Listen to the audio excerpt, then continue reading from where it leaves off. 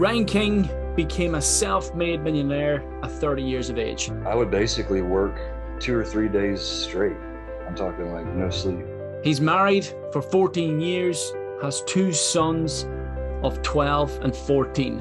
They'll date whoever looks hot at the bar. It's like, bro, that's the thing that has the potential to be fatal. Everything in my body wants to be with you. Logically, I know that you're dangerous for me. Ryan's purpose today is to call men to a higher standard and equip the women who love them. But if you have to choose between watching porn or your marriage, do you need to sacrifice the porn? Ryan has become a role model for many men who lack healthy masculine influences. Yes, a man can get to where I'm at when I write about relationships. But if you're looking for a single dude to have those skills, you're going to be waiting forever. Ryan, I read one of your posts recently on pain, that pain is fuel. And I'm a big believer in this too. But can you tell me about a painful experience in your own life and how that became the fuel for progress and growth on your journey here? Yeah, so, I think every man deals with a certain amount of, pain and resistance. That's just the nature of the world. I know for me personally, the main things when I think of as pain is I've had several health issues over the years. I've had a sleeping disorder my whole life. So it was undiagnosed until about 5 years ago, but basically my body clock doesn't reset. So it's just like fixed. It's a disability. It's on the Americans with Disabilities Act. So like my natural sleep schedule is like from about 5 a.m. to 1 p.m. my time. And it's just fixed. Like it doesn't adapt, So, you live in Ireland. If you were to go to another country within a week or so, the first week would be rough. You'd have jet lag and stuff, you'd feel off, but then you would adapt. Well, that's how I feel all the time when I have to go to sleep at 11 p.m. and wake up at 7. And so I've dealt with that my whole life. It cost me like my first 5 jobs that I had before I really realized how to manage it. And so that was definitely something that it took a lot of resilience and grit, when I was building my business, because that sleep schedule doesn't really align with any kind of career where you can make a lot of money. It doesn't really align. If I follow that sleep schedule, I would never see my family because most of my waking hours would be from 11 p.m. to 5 a.m. and I'd be alone for 6 hours at night, so it wasn't really an option to go by that. So I had several years where I was building my business where I just had to, I ended up getting to a point where I had prescription sleeping pills, and then I had doctors prescribe me Adderall to wake up in the morning. And so I had to rely on those things for years, and it just took a really bad toll on my health. But for me, it was something that I had to learn to deal with. And you just learn you learn that resilience, and then about 5 years ago, I started having weird body pain, and I started having trouble like controlling like my legs and stuff. And so I was worried that I had like ALS or something, and went to doctors for years, and finally got diagnosed with fibromyalgia, which is, for those that don't know, I didn't know what it was. It's really just unexplained body pain. Like nobody knows what causes it, but it's just like unexplained body pain. And over the years, I've just dealt with several health issues. And about this time last year, started just having major anxiety attacks, major panic attacks, for no reason. Like I'm retired. My business is done. My life is exactly where I want it to be. So there was no outside pressure. There was no reason to have panic attacks. And come to find out, it was all connected. My wife started doing some research and found out that I basically have like a genetic disorder where I just don't detox naturally. I don't get nutrients out of food the way that normal people do and stuff. And so I just had this overload of toxins in my system, and it was causing things like fibromyalgia, and it was causing like depression and panic attacks and all this stuff. And so I had to learn, how important the fitness aspect of things is, and I had to clean up my diet and and started having to really go out of my way to do things to detox that normal people just normally get rid of. I have to go to the sauna. I have to do all these manual things to get the toxins out of my system, because otherwise they just stay in there still. But the fibromyalgia is now pretty much gone away, as long as I manage it. Now for me, what I struggle with as a man is like, I've only got like 5 to 6 good hours a day in me before I'm just like wiped out. And if I push past that, I can push past it, and I do if I need to, but I'm down for like 3 days afterwards. So I can't go do like the rucking like a lot of dudes do, or I can't go do a lot of these things that a lot of men are like, hey, look how manly I am. For me, it's like, it kind of sucks that I can't go do that stuff, but it is what it is. So there's a lot of, there, when I was really in the middle of all that stuff, I would tell my wife, it's like, man, I wish I had cancer. I wish it was something that other people would be like, man, I know how serious that is, because it's like, oh, he's got cancer, he's got something major. Because so many of the things that I'm dealing with are like, oh, you have a sleeping disorder. Oh, that sucks. Like, no, you don't understand. Like, I feel jet lagged all the time. Like basically all the symptoms of COVID, where you've got brain fog and body pain and just lethargic and all that stuff. Like I felt like that for 15 years. Um, and I just had to learn to deal with it. Now on the other side of it, I feel like now looking back on it, it's a blessing, because it's forced me to learn how to manage myself. It's forced me to prioritize. It's forced me to, I know now what I'm capable of. Like if I can get through that stuff, then there's nothing somebody can throw at me that I can't also get through.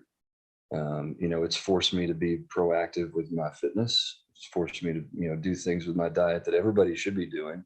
I just really, really don't have a choice, So in some ways it's a blessing, because it really, I don't have the option of not going to the gym, of not going to the sauna, and so in some ways it kind of takes the self-control element out of it that I think is hard for a lot of men.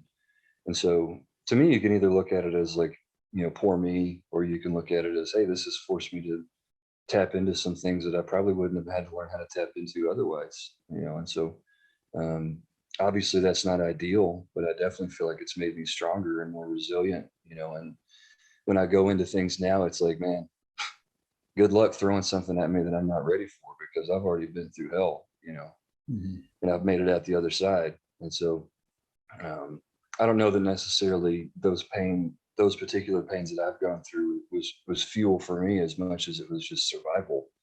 But it definitely taught me how much resilience that I have if I have no choice, and I think one of the things I try to teach, through my content is, I don't think I'm unique in that. I think every man's capable of that kind of resilience and that kind of, overcoming adversity, if they allow themselves to be put in the position where they have no choice. For me, I feel fortunate because I didn't have a choice. I had to tap into a part of myself to get through that. And one of the messages I try to get through to men is like, I think every man and woman too, there's a deeper level we have that we can tap into. We can do things we don't think we can do. But some people are fortunate or unfortunate, depending on how they look at it, that life puts them in positions where they've got to tap into it. And that's where you either sink or swim, but if you do swim, there's like an awareness of a deeper level of strength that you wouldn't know you had otherwise. Mm-hmm. And that's definitely what I feel like I've learned from all that. Gifted of adversity, yes. It's and the question I have is that whilst you're going through that shitstorm with your health, you were also building your very successful business over that period of time. How did you manage that with these health issues at play? I mean, I basically just blocked the health issues out, so for me, the pattern for me for the 7 years that I was building my business, it's funny because when I went to finally, probably 5 years ago, I went to see like the best doctor I could find, the best sleep specialist I could find. So I live in Arkansas, which is right above Texas, and I found a doctor in Miami, and in Miami, Florida. And so my wife and I flew to see him, and he was a psychiatrist, a neurologist. So he had a dual doctorate and specialized in sleep. And so I told him what was going on, and he just looked at me and he said, "Are you employed?" I was like, "Yeah, I actually own my own business." He said, "How many marriages is this?" I said, "It's my first marriage." And he was like, "Wow." He said, "I've never met somebody that had what you have. That's 90% of the people that have what you have don't work and can't stay married because the symptoms from this are just so hard to deal with." And so that really gave me a lot of, I've been beating myself up for years because I felt like I was lazy because I couldn't do what a lot of other men did, and that really gave me a lot of just internal healing to know, like, wow, maybe I haven't done as bad a job managing this as I thought. Because, to answer your question, when I was building my business, I would basically work 2 or 3 days straight. I'm talking like no sleep. I would just, I would work 4 days. I would work 4 days, and I wouldn't eat very much. I would just drink chocolate milk so that I wouldn't get hungry, and I just keep going. Um, when I got home, I'd be so amped up from everything I've been doing at work, I couldn't turn it off. And so I would just work for 4 days, and then I would collapse for 3 days, And so there was a time period when my kids were young. And I was always very vocal with my wife about what was going on. And we'd sit down very early on in our marriage and said, this first 10 years is just going to suck. Like I've got to go do whatever it takes to build a foundation for our lives that's stable. And I need you to be my partner, and I'm not going to be home as often, and I'm not going to be as present. I'm going to be really tired. But the promise that I'll make to you is, if you'll support me during that, and you'll hold me up, and you'll hold it down at home, that after that time is done, we'll have a life like nobody else has. So we're partners in that. And that didn't make it easy for her, but at least knowing what the plan was, helped her feel like, okay, I know my part in this. I know what I need to be doing. I know what my job is. And fortunately it worked out the way that I'd planned. And once I was past that stage of building the business and past the stage where I got my health on a good foundation, I really started rebuilding my marriage and pouring into that, because it created a lot of baggage, over that 7-year period, and fortunately my kids were really young, so they didn't really remember, but for me personally, I have very few memories of my wife and kids. For like, there's a 5-year window where I don't remember anything about myself or my kids. It was just like pure, like adrenaline almost, And there was a couple year time span after the business was finally able to stand on its own 2 feet, where I almost had like PTSD. Like it was like just straight recovery. And that's when I started realizing what all these health problems were, because I just ignored them. I was like, I don't have time to think about it. I've got a job to do. I've got to build this business.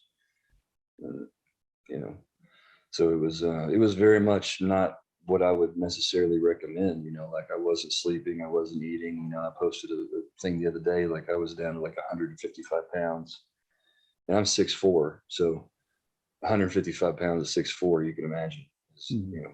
I mean, you look like you're about, people thought I had like cancer. Like, oh my God, but he looks like he's a skeleton.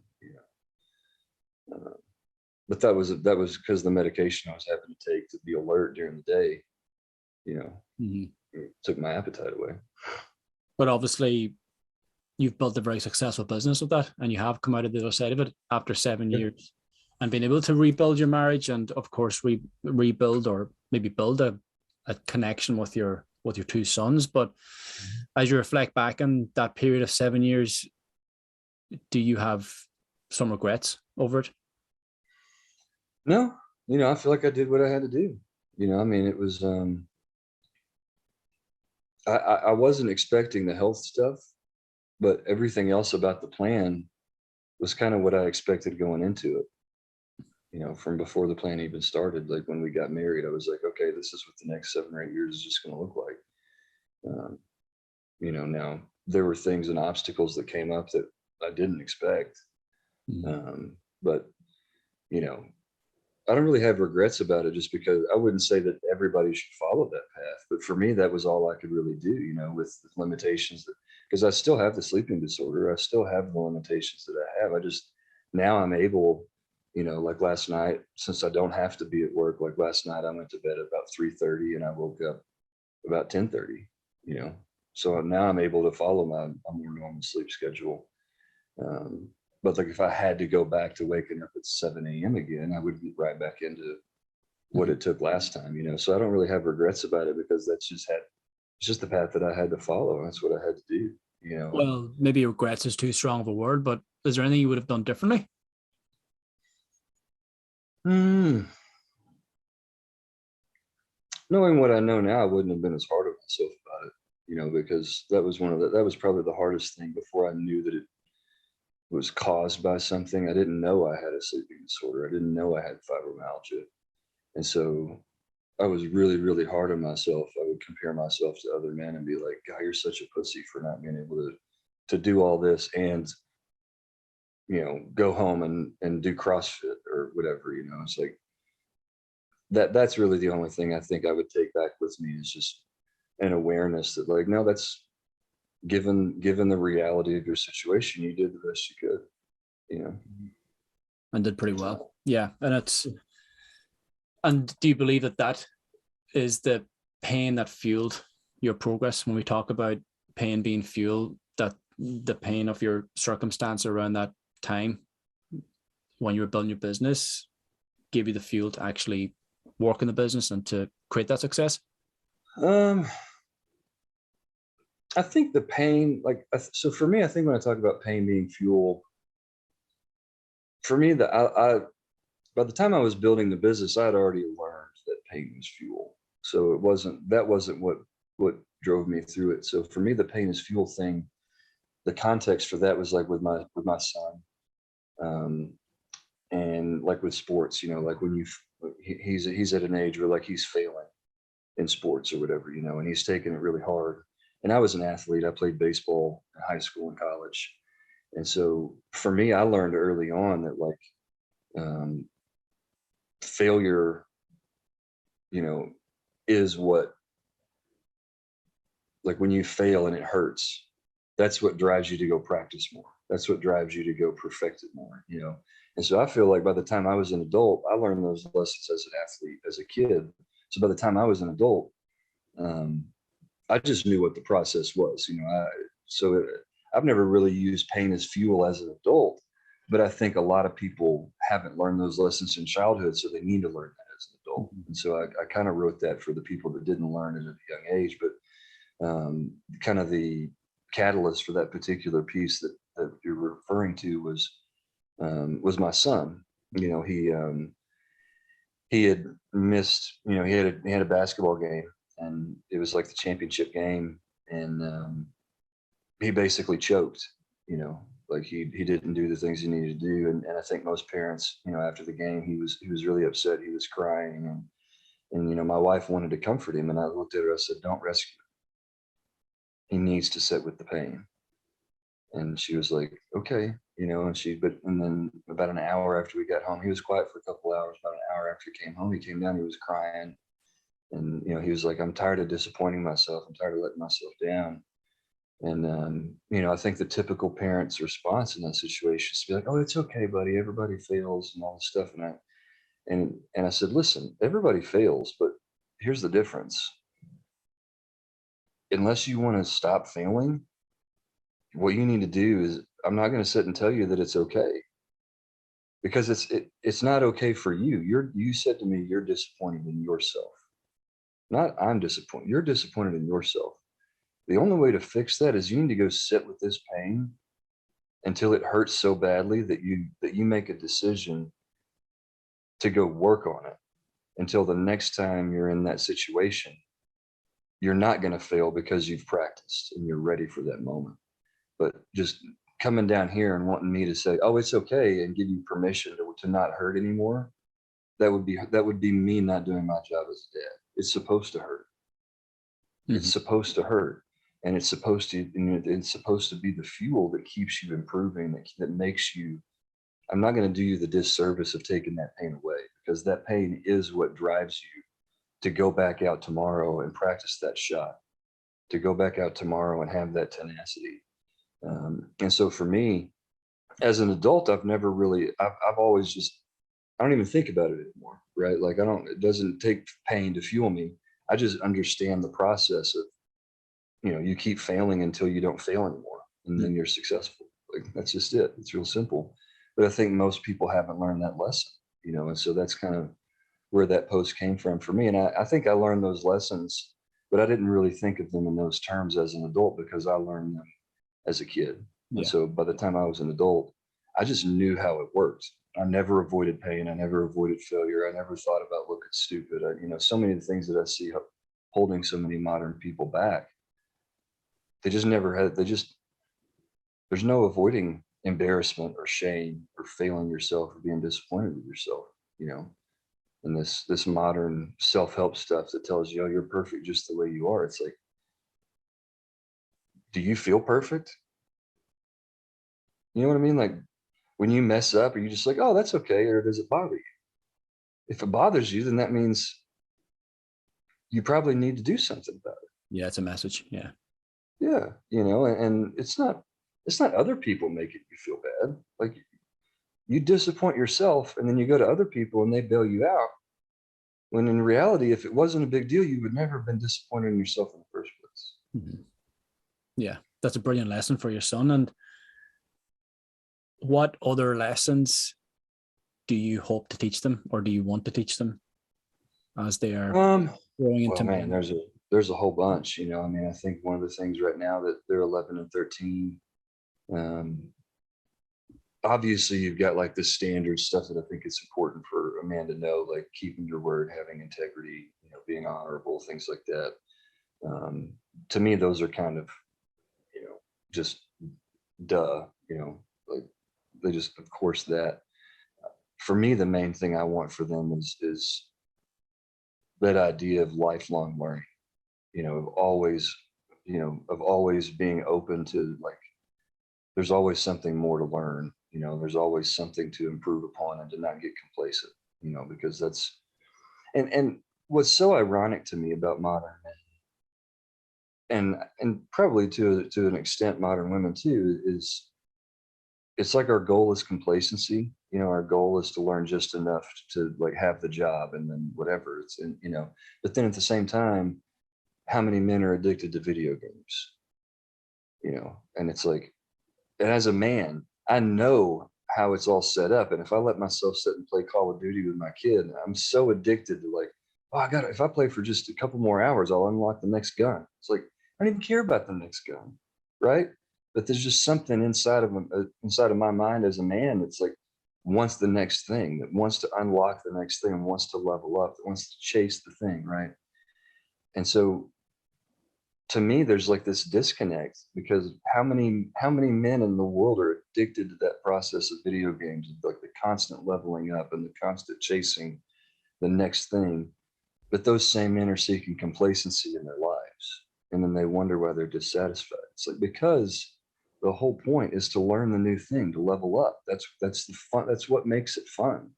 So it makes the video game fun, and that's also what makes life fun.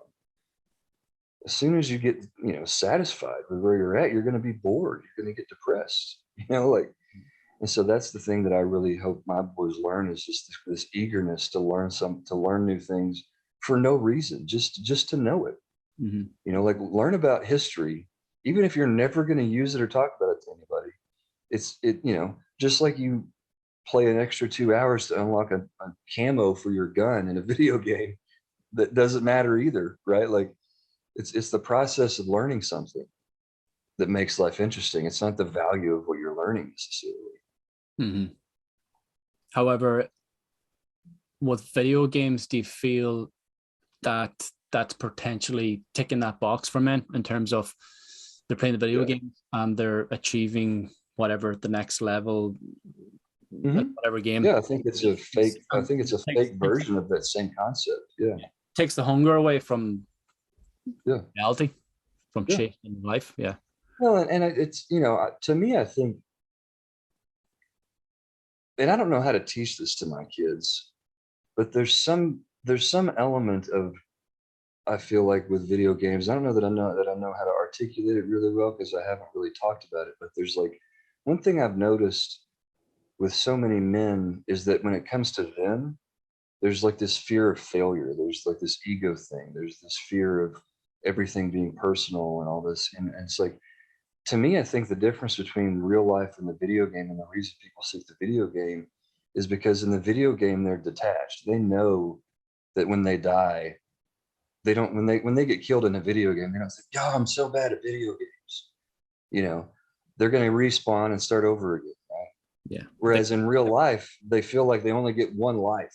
And they're so afraid of messing up, and everything's personal. And so I think a big part of it is what you're talking about, where that's fulfilling that need for growth and substituting it for real growth. But I think the bigger, deeper issue, and again, I don't know that I'm articulating it well, is that they're detached in a video game, whereas in life they can't detach from their own pride and their own ego.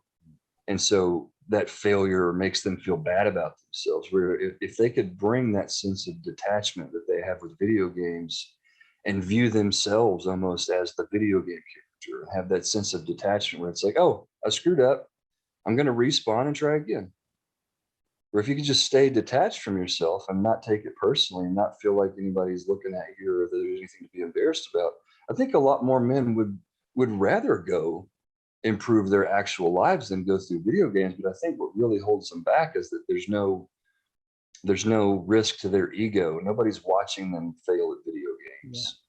They're alone, right? Like, whereas out in the real world, if you try to start a business and it fails, everybody sees it and blah blah blah blah blah. So to me, I think if you can learn to play that mind game with yourself of just detach Mhm. from your person, detach from yourself, detach from your ego, and understand that the same process that works in video games applies to real life. Most things aren't that big of a deal. If you fail, you're going to respawn. You'll get a chance to try again, right? Like, if they could just get that sense of detachment, I think a lot more men, and I don't know how much this overlaps with women, would go out and just treat it kind of like the video game, where, like, going into a video game, the first time you pick it up and play it, you're not going to beat the game. Like, you try it, you get as far as you can, and you figure out what killed you, and you don't die that way the next time, and you advance a little further until you figure it all out. That is a perfect overlap with how life works, how success works in business and relationships and fitness and whatever. It's like you do the best you can until you do something stupid, and then you evaluate the stupid thing. You're like, okay, I'm not going to do that specific stupid thing anymore. And you advance a little further until you do something stupid. You're like, okay, I need to respawn and try again. Like, there's such a parallel. Um, and the only distinction between the two that I could figure out is that one of them is detached and one of them isn't. Yeah. I think that's really good, man. That's a crucial insight. And it's to see life as a game, and you are player one. And Yeah. as you said, yeah, you do get one life on this world, but it's a pretty long life. And if you fuck up today, you've got a chance to go again, and you may fuck Yeah. up again, but you get another chance again. And again, this is, I think, the importance of understanding that the failure is not a bad thing from a very young age, and that it's actually the fuel potentially to help you improve and to progress. And when you fuck up in later life and as an adult, you'll have the same sort of response. They say, okay, Yeah. I messed this up, take ownership of it, reflect back on the experience, take the lessons, and move forward with new intuition, new knowledge that will bring you a step closer towards your success or towards your goal. So yeah, to see life as a game. Yeah. And I think, one thing I would give it proper credit. I don't remember where I heard it. I just remember hearing it probably 15 years ago on like XM radio before Spotify was a thing. I remember driving around listening to some nightly talk show or whatever on XM radio. And a guy basically said, like, one of the most important things you can learn about failure is being able to distinguish between like fatal mistakes and other types of mistakes. Like, there are definitely certain mistakes that you don't respawn from, right? So, like, marrying the wrong partner is a fatal mistake. That's definitely not something you want to be, blasé about. But choosing a career, you can change careers anytime you want. It's not that big a deal, right? Like it's not that hard to change careers. Just start something. If you don't like it, start something else, and so I think that's the thing that I've always tried to do is like the first thing that I look at is like some things you do need to avoid failing at because they have severe consequences, right? Like you don't want to get into like way too much debt and then not be able to pay it off, or so there are a few things that are quote unquote fatal that you can't respawn from, or that are very, very difficult to respawn from. But most things outside of a few narrow windows are easy to, even something like bankruptcy or whatever. Like if it's the worst case scenario, if you have to go through bankruptcy, then you go through it, you'll get through it, right?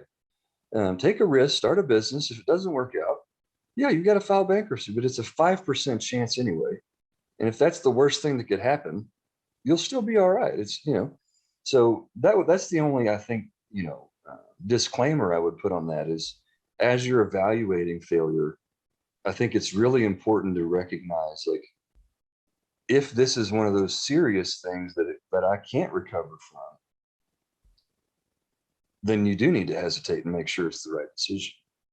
But if it's not one of those things, then legitimately don't think about it at all and just act like you would in a video game. Like you don't sit there and not move in a video game for 45 minutes while you're trying to evaluate. Like you just go and you die and you're like, okay, I'm gonna go that way again. It's that simple, right? So I think it's like this weird dichotomy, and you've got to just learn as you mature to have the discernment to say, this actually, like one thing that's really important is your reputation.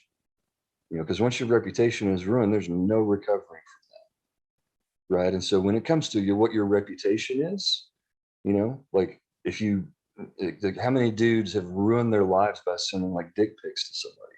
It's like, oh, that's not a big deal. Like, no, don't ever do that. Like one wrong mistake, typing the wrong thing in a text message and putting that out into the world forever could come back and ruin your life in 10 years. So that's another couple of examples of like, those are life-ruining, non-recovery. Like you can't recover from having your reputation ruined ever. So you need to be very, very diligent with how you protect your reputation, right? And so I think learning the difference between those types of fatal mistakes and the mistakes that really don't have any consequences at all frees you up to say, okay, I'm going to take this seriously. But with anything outside of those, those few silos of fatal mistakes, there's literally almost no consequences at all, other than people might make fun of you. Like, just go, man. Like, just go and do the thing. Yeah, I'm smiling because I went through a bit of a process myself where I spoke to Larry on the Dad's Edge about this last week, where I had an addiction to porn in my teenage years and my 20s, and got so severe that I was on these webcam chat rooms, and man, I was in a bad place. So I had unprocessed trauma from the past that was sort of fueling that addiction. And a couple of years later, where I was beginning to move away from this addiction, but the past caught up with me, and some footage of me in a webcam chat room started circulating around my local area. People began to see it, and you talk about a reputation being ruined. Well, that was my reputation in ruins. Like my whole life was in rubbles around me in a matter of 24 hours, less 12 hours, perhaps. Yeah. So I've been there to the point where I was making very careless decisions without having the awareness of why I was doing it and the potential consequences of it.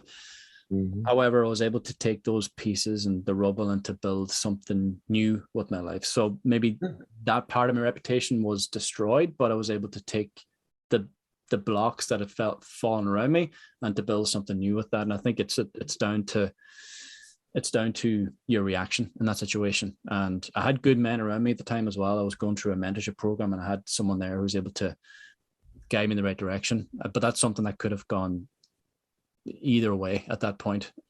However, Well, and even in the big scheme of things, that's a fairly minor scandal. I mean, look at the major scandals we've seen with, you know, these guys that had it all together, like Tiger Woods, like his whole life. I mean, look at what happened to Tiger Woods' reputation. I mean, that's one of the biggest things that brings good men down.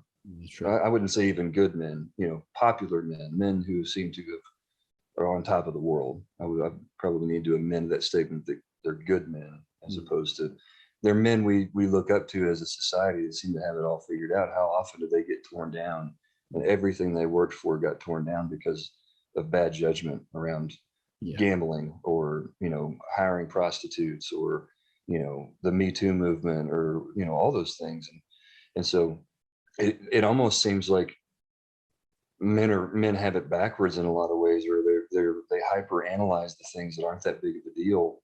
Meanwhile, they're not taking the thing. They'll date whoever looks hot at the bar. It's like, bro, that's the thing that has the potential to be fatal. Like, that's the thing you need to take your time about and say, you know what, you're hot, but I can see what my life is going to be like with you, and that's a really bad idea. So I'm going to break it off with you, even though you're really good looking and the sex is great and my everything in my body wants to be with you. Logically, I know that you're dangerous for me. Mhm. Men won't make that decision, but they're afraid to start a business because people might make fun of them. It's like, dude, you've got it so backwards, man. Like you got to switch those around. So as far as, it's a very long way to answer your question for my boys, you know, is teaching them those kinds of lessons of like the discernment of fatal mistakes versus fixable mistakes, and especially like which of the things in life are truly the things that you need to be ruthless about, making sure you don't screw those things up, while also being able to not be so pretentious and self-conscious about all the other things in life that don't matter. Like you need to be bold and uh, almost like completely irresponsible with how risk tolerant you are with like, I'm just going to go start this business and I don't care. I'm just going to go do this thing. And like, I'm going to go on a 2-mile hike, even though I've never hiked before. I'm just going to figure it out. Like just be completely irresponsible about so many things in life and just go. But dude, on these 4 or 5 areas, these are life altering, that you could completely destroy your life if you screw these 4 or 5 things up. And that's where I think the absence of fathers and the absence of not just fathers, but wise fathers and wise men in our lives has really taken a toll, is because you've got men that are either irresponsible with all their decisions and they choose the wrong woman and it absolutely destroys their life, or they don't use good judgment when it comes to their public image or what they expose themselves to, what they allow their reputation to get tied to, and it destroys their life.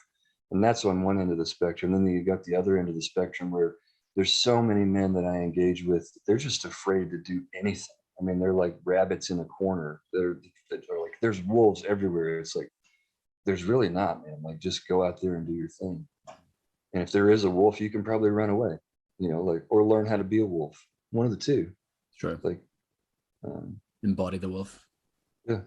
Do you believe that, or would you agree that some of those fatal mistakes or errors or fatal failures could potentially be avoided if you are evaluating your journey towards that failure? So for example, it's unlikely that you will go bankrupt simply overnight.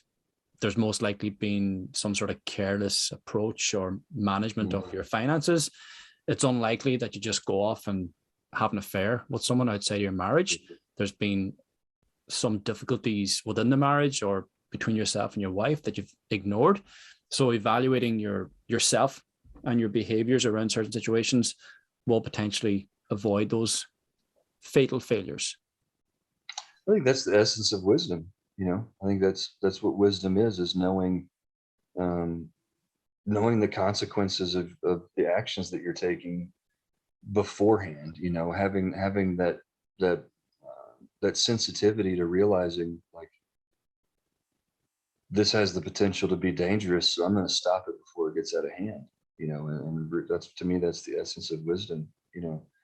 You know, to use an example like you used with the affair, you know, it's like, for me personally, I've always been, I don't know how common it is like globally. My dad told me this story about the frog in the boiling water. It used to be pretty common. Are you familiar with Yeah, that? I know it. Yeah. Yeah. Yeah. So my dad told me that, and I've always, something about that just always stuck with me. It's like, I've always been very hyper aware of like the real subtle things that don't seem like they're a big deal. And that's really where so many people, I think, I wouldn't say that's exclusive to men. I think people in general, there's so many things that seem like they're not a big deal. And then the next step seems like it's not a big deal. And the next step seems like it's not a big deal. And by the time it is a big deal, it's too late. And I think that's where, you know, most affairs don't happen because they're just like, you know what, screw it, man. I'm just going to go cheat.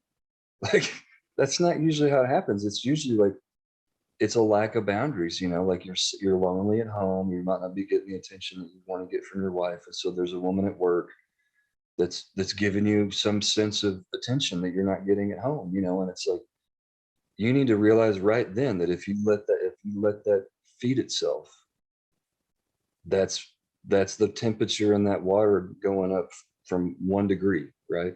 It seems innocent, it seems harmless, but it at some point it's all going to seem harmless until it's not. And that to me is wisdom, is knowing the difference and being able to analyze those things. And there's not the thing that's challenging is there's not like a recipe book like grandma gives. You know, my wife has her grandma's recipe book that she learned all this stuff. Like, there's not a recipe book for life I could give my boys, or I could tell other men about like every possible solution to every situation like that. There's concepts, but you have to download them into your own brain and run the computer yourself as best you can. Mhm. And that's the challenge, you know. Is but to answer your question, I think that's wisdom. It's knowledge applied, Mhm. you know, and it's being able to see, you know, like chess, see 7 moves ahead. Like, just because that one move seems like it's a good move, without evaluating, oh, if I do that, then they're going to do this, and then if I do that, then they're going to. It's that strategic thinking of cause and effect, you know, that, you know. And again, we have two different extremes, it seems like, in the world, where we have like these bulls in china shops that just, whatever the obvious move is, they just do it, and then they're all pissed off when somebody takes their queen, you know. And then you got these other guys that can't make a move at all because they're like, oh my god, I don't want to lose any pieces. And it's like trying to teach that balance between the two, between like, you've got this hyper masculine like side of like these barbarians that think any thinking at all is feminine, and then you've got these feminine, you know, more feminine guys that aren't sure of themselves, that don't want to mess up, that just sit there and don't make any moves at all. And it seems like there's fewer and fewer men that are being integrated towards that middle of like, you got to make some moves, you're going to lose some pieces, but that's part of a bigger plan, you know. And trying to teach both ends of the spectrum to bring towards the middle there. That to me is the wisdom, you know, is being able to evaluate and apply like the cause and effect, and think as many moves ahead as you can. And the more you do that, the more moves ahead you can learn to think. When you're starting out, you might only be able to see 2 moves ahead, and Yeah. that's okay, you Yeah. know. But as you grow, as you mature, you'll learn the hard way, and you're like, oh, okay. And you'll start to see the patterns, and you start seeing 3 moves ahead. And that's really all that is just exercising that wisdom muscle, um, until you look up one day and you're like, damn, I can actually think 8 or 9 moves ahead, you know. But you never feel like you're making that progress as a man until something happens that make you look back. You're like, wow. You know, I'll go read an email that I wrote like 8 years ago. I'm like, good grief, I've actually gotten way better at communicating than when I first started, you know. But I don't, at no point did I feel like I figured it out. Mhm. Right. It's just like, until something causes you to like have this moment of clarity, and you're like, wow, I actually have made a lot of progress, Yeah. you Yeah. know. And you talk about men struggling to lose pieces along the way, and that's a necessary part of the process. For me, it's about leaving certain ideals or beliefs or people Mm-hmm. or things that no longer value you in Yeah. your life anymore, leaving them behind in order to level up your life as a man. What have been some of the things that you've had to leave behind on your journey to becoming the man you are today? Golly. I mean, when I look back on, when I first got married at 25, um, God, almost everything. I mean, um, Quite a young age. I got married at 24. Um, I kind of have a different story. Me and my wife were just dating at the time, and she ended up getting pregnant, and we weren't really planning on getting serious. But as soon as we got pregnant, I always knew I wasn't going to be the deadbeat dad. Like I was never going to be that. My parents are both still married, and so it was a value that was always instilled in me, like you're not going to be a deadbeat dad. And so as soon as she got pregnant, and we've been dating for like a year and a half, we got along great. We had a great time together, but it was more of a friendship than it was like romance. It was just kind of like we had both had some trauma around relationships. And when she got pregnant, we were both just like, all right, I guess we're doing this. And, the friendship part was easy. The romance part is actually what we had to work on most. Because it's really, to even now, it's easy for us to be buddies. We have the same sense of humor. We have the same interests. Like, we just love hanging out with each other. But a lot of times, if we're not careful, we end up high-fiving more than we hug. And I don't have a problem with that. It's just our particular relationship. And so for me as a man, I was kind of in that situation where I got thrown into the deep end, and I just had to figure it out. And Being there I with think more men would be well served by having that happen. Not necessarily the way mine happened, just being put into a situation where you just have to sink or swim, right? But as far as what I've had to let go, as far as like personal things, like, video games was one for sure that I went from playing video games a lot when I was younger, and even like 6 or 7 years ago, that was what I did to just zone out. Whereas now I haven't played video games in years. I've just completely got rid of the Xbox, and I'm just, I forget that video games exist now. do your kids still play the video games? They do. Yeah, we homeschool, and so we went back and forth, but it's like, that's one of the only ways they can socialize with other kids, is through online gaming. And so we take it away. Anytime it gets to be where it's like a problem, we'll take it away for a month. But they play intermittently, but they're starting to get to the age now where they would rather read books and play video games. Cool. Yeah. But as far as, man, like what I've let go, like my own ego, big time. The biggest thing I would say that I've had to let go of as a man is just to completely shed myself of any selfishness and really embrace the idea that, like, my life is a sacrifice for my wife and my family. My needs come last. And I don't mean that, like, I take care of my health. It's not, there's an unhealthy way to do that. Absolutely. I take care of my health, and I'm good with my diet and all that stuff. But as far as like what I invest my time into, what I invest my energy into, what I spend my time focusing on, it's all about them. Me taking care of my health is so that I have the energy to be the kind of father and husband that I need to be. I don't, go out of my way to be like, oh, I want to do something for me. I need some me time, like, and I end up having plenty of it. My kids are 11 and 13. So like last night I was like prepared to spend the night with my boys, and they were like hanging out with their friends. I was like, oh, okay. So I guess I'm going to sit and read, like, but I would say the biggest thing that I've had to let go, and I feel in a lot of ways, it's one of those weird things that on paper, when a man hears that hasn't experienced it, he's like, man, that sounds like it sucks. To live your life as a sacrifice for somebody else.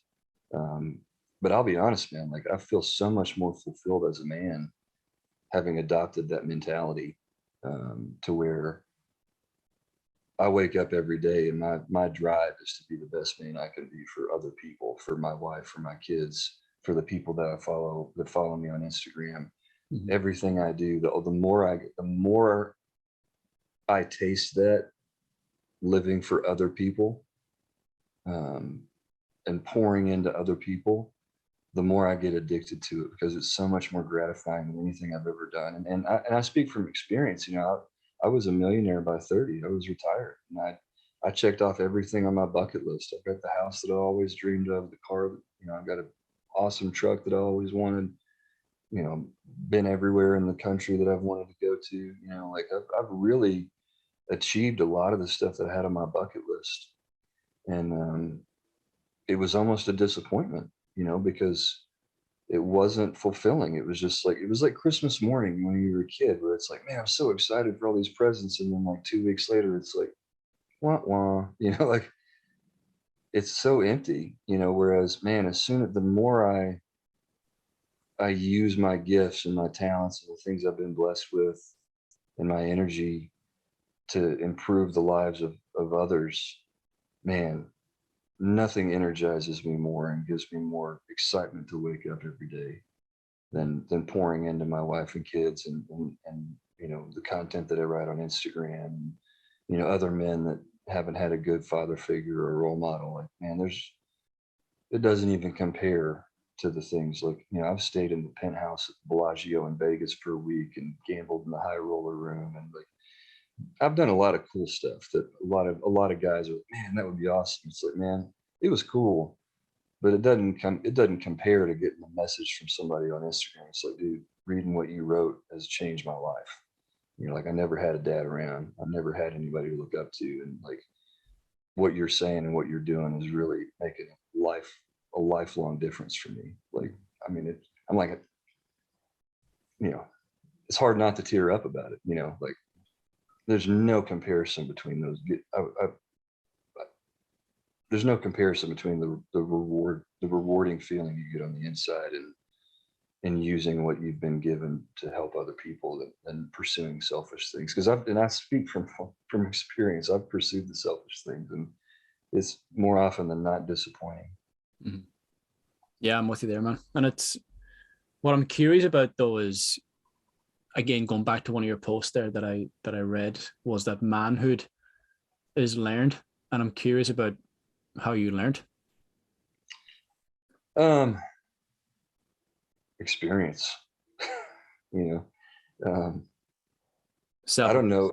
Self-intuition, self-awareness. Partly. I can't speak for every man. I think you've got a subset of men that are self-motivated. But honestly, if I was talking about, and the men that listen to podcasts and like are listening to or reading this content on Instagram, they're already the ones that are seeking out self-improvement, right? So it doesn't necessarily apply to either of our audiences because they're proactively seeking out that kind of stuff. But if you pile all those men in with men in general that aren't on Instagram, that aren't doing any of these things, I think most men, for the most part, everything men do is for the sake of either getting or keeping a woman. I mean, and if it wasn't for women, we would just destroy each other. It'd be like Fight Club. Yeah. You know what I mean? Like if it wasn't for a woman in our lives, like it softens us, it forces us to, and not just a woman, but our children. A man's going to soften up for his kids. A man has to refine the rough edges to be with a woman. You can't be just a complete barbarian, right? And so for me, like really manhood is learned is you can learn to be a barbarian.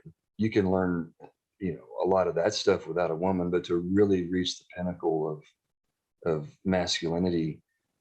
And again, this isn't universal because some men are just conscious and they're seeking out enlightenment and they're seeking out wisdom and knowledge and self-growth, but that's a very small percentage of the overall group of men in society. I think most men, I think one of the verses in the Bible is like the woman is the crown of the man. And, for me, some women find that offensive. It's like, no, that's what takes, a warrior and turns him into a king, is she gives him a kingdom. She gives him a responsibility beyond just defending his honor in street fights and shit. Like that is what refines you into the fullest version of that balance between the warrior and the lover and the provider and the protector. And, whereas if I don't have if I don't have a wife and kids to protect, I can just go be reckless. And more often than not, I'm going to pick the wrong fight and someone's going to chop my head off.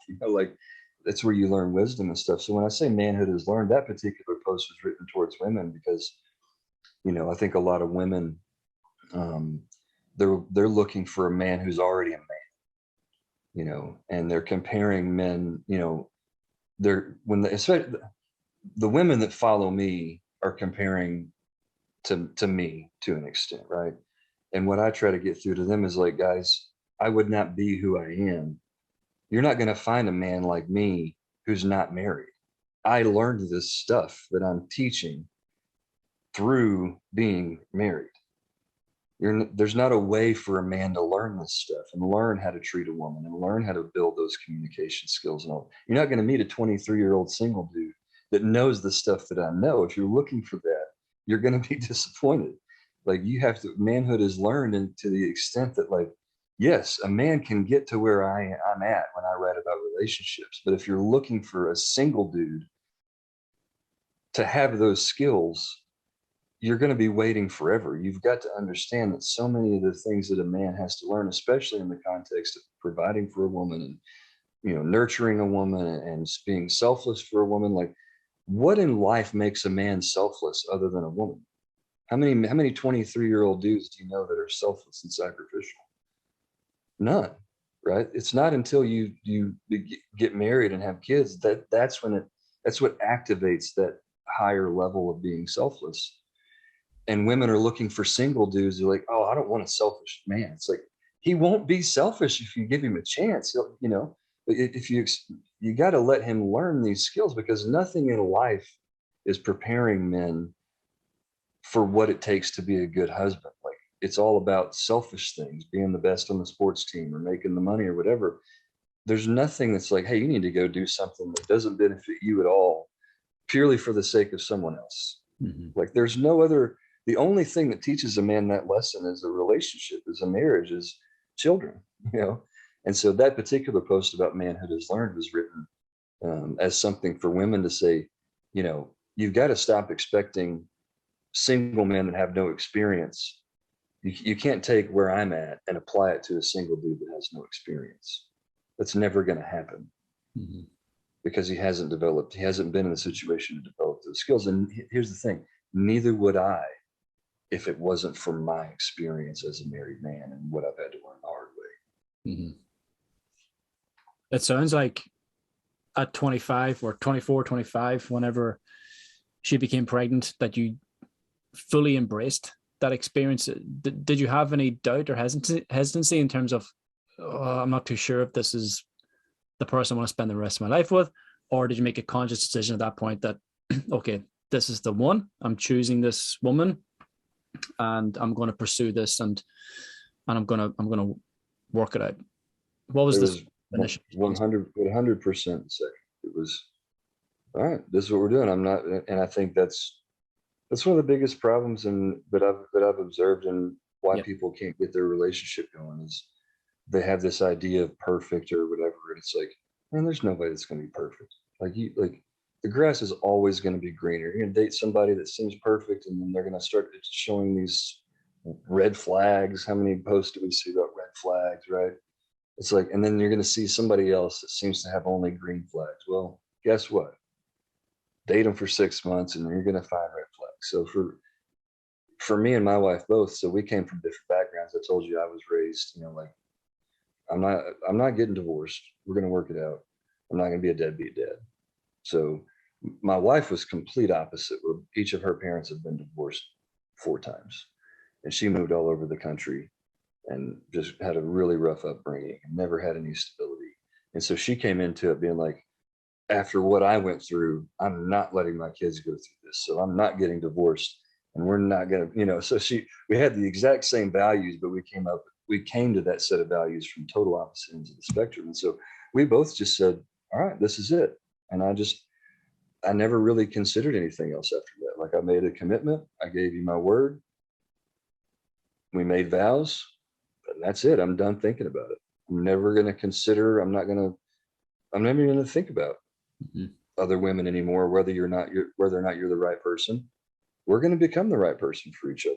Like that's what marriage is, you melt into each other, like you're not going to retain your individuality. I think that's a really common, like, and it's not even something intentional. It's like, you can't help it. Like if you and I were roommates and we lived together for 10 years, we would become a lot like each other. And it's not even like nothing romantic about it. Like when you're around somebody, you just become a lot like them. You can't help it, right? Like you get along. You end up finding a way to coexist and get along and have a good time together. More, if you have anything in common, you figure out. Like if you and I moved in together tomorrow and we did it for 10 years, we would be best friends. We'd be there for each other when we were down. We'd build each other up. We'd go hang out together. Like we have that adage of like, you become the five people you're around, right? Like it's like common knowledge that you hear that all the time. Everybody hears it. You become the five people you spend the most time with. Then why do you think you have to marry the perfect person? No, well, you won't be able to help but become like each other if Yeah. you put forth any effort at all. And so we're overthinking a lot of that stuff. And so for she and I, it was just like, no, this is what we're doing. And I'm not, for the sake of my kids, for the sake of my boys, we're going to build this life together and we're going to make it work. And like I said, the friendship part was easy. It was weird for a long time being married. And we had a lot of fights about how there wasn't any, that intimacy and that feeling of love and romance and passion and all that. Like that's something we really had to work hard to cultivate. It was always easy for us to go hang out and laugh and watch, comedy specials and make fun of people. And just, there's a lot of stuff that's always been easy for us, but like taking the time to like really be romantic with each other was a lot of, like, when I say a lot of work, I mean years of really actively having to cultivate, like, how do you feel loved? How do I feel loved? And it was a lot of work. Um, but it was never a question of, is this the right person? There is no right person. Everybody's dude. And in the same way, if you and I lived together for 10 years, there'd be a ton of stuff. Would be like, God, it drives me freaking crazy that he does whatever. Like, you're gonna have things that you hate about each other. You're gonna have days. Like, dude, I've had days with I've had weeks in my marriage where I'm like, I fucking hate her. I hate her so much. I don't even want to look at her. And she'll tell me this. She'll say the same thing. She'll have there's times where she'll say something and I'll snap off, and she just gets this look on her face, and I can tell she's just thinking like, I hate you so much. I just die. Just go away and die. Like. But it's just, that's real life, man. Like, that is just real life. That's not portrayed in Hollywood, and it's not portrayed on social media because it's not sexy and nobody wants to shine a light on that. But that's what it's actually like. you Why know are why are divorce rates so high then, in your opinion? I think it's the grass is always greener thing. I think there hasn't been, people it seems like people just don't even want to put in the effort to try. Like there's just not that deep down desire to like really make it work and be willing. Like like here's the thing for me, like, the marriage, you've got these two distinct people, and then this marriage is this unit of the two of you that supersedes either of you individually. It's its own separate thing. There's you and there's her, and then there's us. So it's not two of you, it's three. It's three entities there.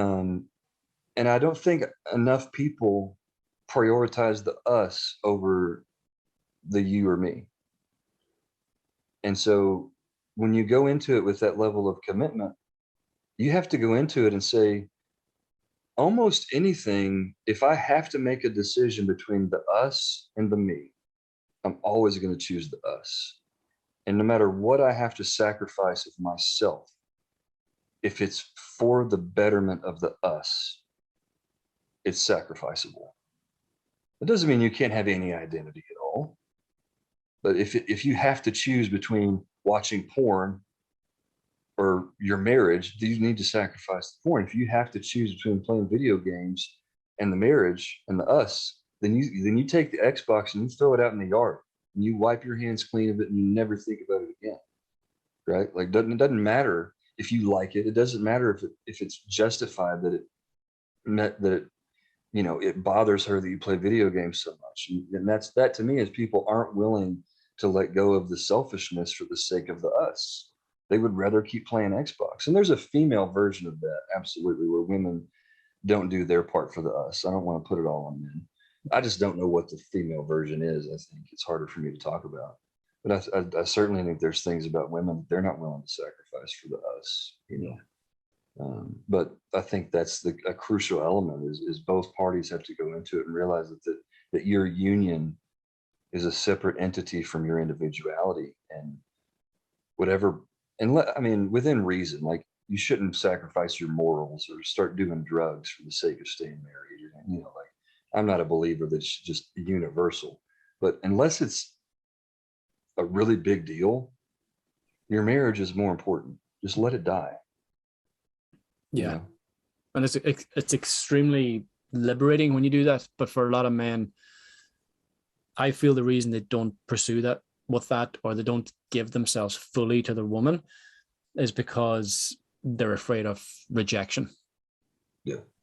And that's where, as a man, you've got to be fearless, because you're going to get rejected a lot. I've had to, my ego has been, I posted something yesterday about how, like, it was a woman, and she wrote, one of the things she loves about the man is the countless ego deaths that he's had to endure to wade through her, her emotional testing, and to wade through the chaos that she's had to work through, and as she's matured, and to wade through a lot of those things, where as a man, that's just part of the journey, man. Is like, she's going to lash out, and there's going to be trauma from her past that she takes out on you. And, like, women have a lot of issues, just like men have issues with not having a dad around and not having a good male role model, and having culture tell us that being a man is wrong and all this thing. There's a complete side of that coin for women that a lot of women don't know how to deal with a man in a healthy way. And they can't distinguish between healthy masculine energy and damaging masculine energy for a long time, because they didn't have an example of it in their dads or in their lives. And so, even there's a lot of times where, as a man, you're not going to be doing anything wrong, but she's going to perceive it as like this controlling masculine thing at first. And you just got to sit and wear it.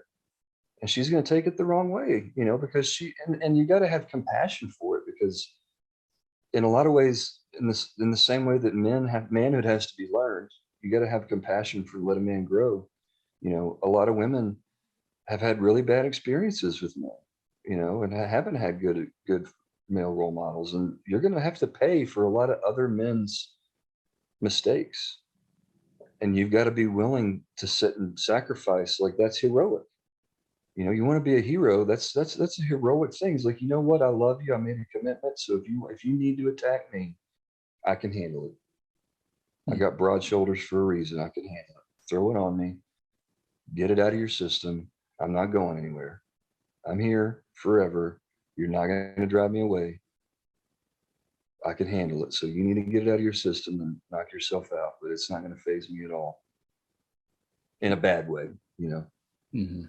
I'm not going to get defensive. I'm not going to be like, how dare you? I'm going to see it for what it is, that this is probably a result of pain that you have every reason to feel because of how other men have treated you. I'm just having to get punished for it. But you know what? I'm man enough to take it. So lay it on me. Let's get through this. Approach it with love, not with hate or anger. Yeah.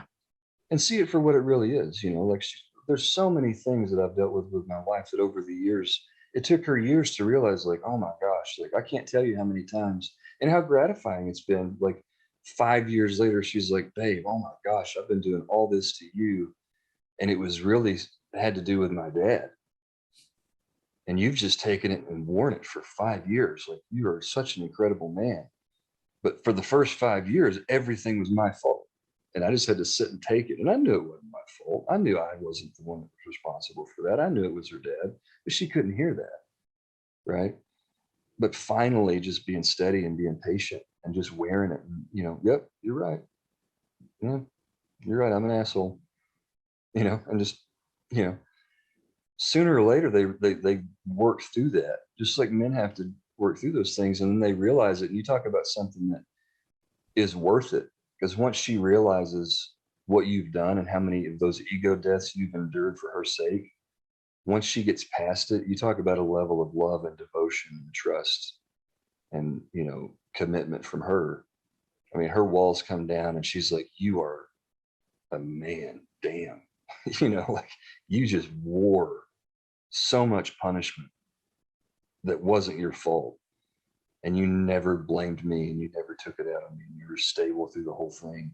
Like, like, as a man, it's worth it, but very few men understand that that's part of the journey. And when you're marrying somebody, you're marrying an imperfect woman that has trauma, that has baggage, that has things that she's going to have to work through. And part of your job is to be that grounded rock that the world breaks itself against. Like, you are the rock and she is the ocean. Like, some days the tide is low and some days the tide is storming. And it's like, you have to just buy into, like, I'm the rock.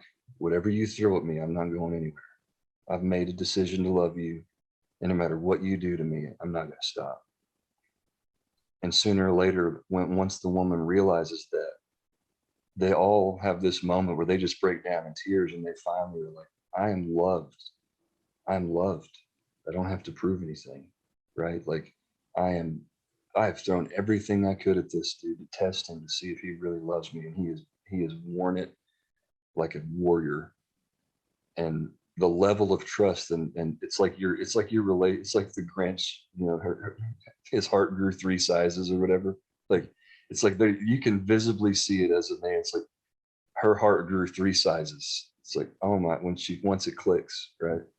And so I think that part of the reason for a lot of that divorce is, at least from the male side, is being reactive and being like, well, that's not my fault. It's like, well, yeah. So what? You made a commitment. Wear it. Wear it, tough guy. Mm-hmm. The test. Yeah. Yeah, man. Absolutely fucking love this conversation. Thank you so much for your insights. I enjoyed it, man. Hours, man. And you've got some brilliant content on your Instagram. You're quite new to the game, but you are making quite an impact, which is, of course, a big reason why I reached out to you to have you on this podcast. So what's your Instagram handle and where can everyone find you? Yeah, so my Instagram handle is @thewisdomofkings. Love it. Yeah. Is that the only place to find you, or have you got other platforms right now? Yeah. I'm gonna have to outsource the work on other platforms. Yeah. The email list and the podcast stuff. Like, I'm planning on getting a lot of that stuff done, but I'm gonna have to outsource it because I don't have the capacity to manage all that right now. So, well, I look forward to that, and in the meantime, I look forward to seeing more of your wisdom popping up on Instagram. Thank you so much, Ryan. Thanks for having me.